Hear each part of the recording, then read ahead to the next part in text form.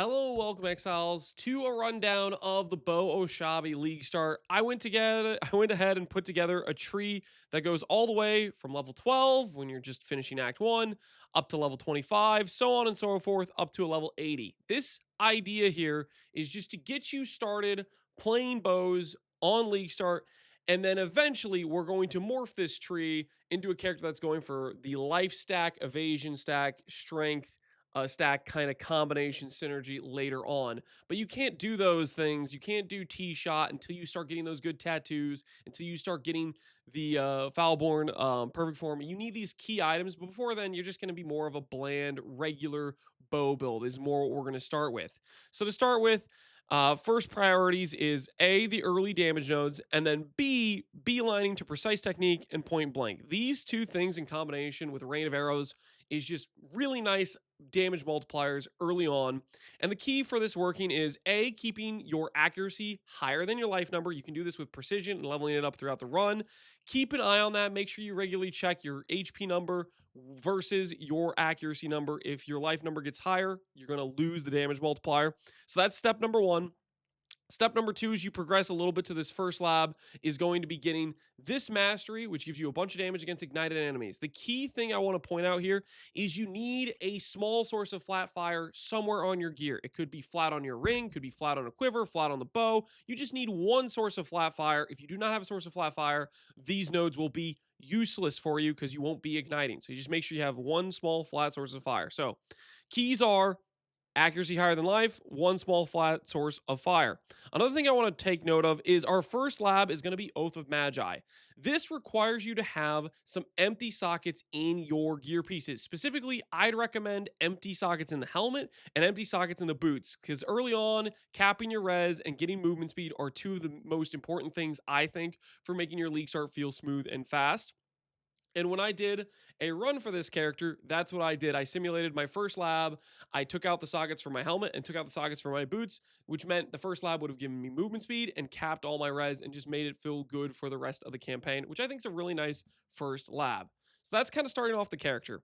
Following up with that, I will say it is a little bit rough on a bow character because a bow character might like to take advantage of artillery ballista and extra mana forge setups. Like, it's not without cost on a bow character. There are some nice things. I consider the idea of just playing elemental hit, which might be a fairly solid option. You can do that if you want. I'm going to just play with the rain of arrow bows because it just sounded like fun to me and I was enjoying the leveling when I did it. But that's something to consider. Following that up, your cruel and mercenary lab, I think, is actually the play to go for the shrine nodes. The reason being is forest tracking, straight up, I think, is like the best ascendancy point on this whole ascendancy. However, it is an ascendancy point that requires you to have good evasion. It's a scaling node. It's one of those nodes where initially, like, let's say you in cruel lab, you grabbed this, you might have 10,000 evasion, but that's only giving you 60% increased damage. It's not a very good ascendancy point at that point of when you could grab it. However, later on, when your character is using Foulborn perfect form and is getting an evasion for every life point you have, and you can actually scale your evasion quite a bit, it becomes 300, 400, 500, 1,000% increased damage. It becomes very strong later on, but initially it's just not that good. So that's why I think we should start with the shrine nodes, have some basically good synergy. If you grab shrine nodes on the Atlas, I think it would feel pretty good to have that kind of combination, and you'll have just some really nice juiced mapping. Or, for example, you could take this character and try to do some early heist. We, for example, are going to have a lot of movement speed in the tree. We have movement speed on the notable, movement speed on the mastery, movement speed on another notable, movement speed on all these nodes, movement speed from the ascendancy. This character will be a fairly fast moving character out of the gate, so I might end up going to heist. Basically, you want to farm some early currency here. You could go for like a legion bow angle and go lightning arrow. You could go straight into heist and just zoom through and try to get some money currency that way.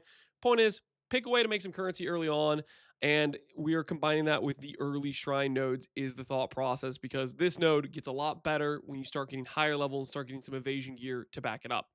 Another thing you'll notice in this tree, I want to point out real quick here, is, for example, right around level 70, you'll notice we have these nodes which have phasing on hit, but at level 80, when we're grabbing the Uber Lab for forest tracking, I switch the nodes because on the other side there's evasion, and then I grab a 1 point chance for phasing on kill over here with evasion. And I end up grabbing evasion nodes other places throughout the tree. And the reason I'm valuing that is to get advantage of forest tracking. But the thing that I want to point out here is if you don't have good flat evasion on your gear, all this percent evasion you might have throughout your tree in various locations doesn't matter. So make sure you're getting yourself some decent evasion gear throughout gearing or throughout leveling up the character.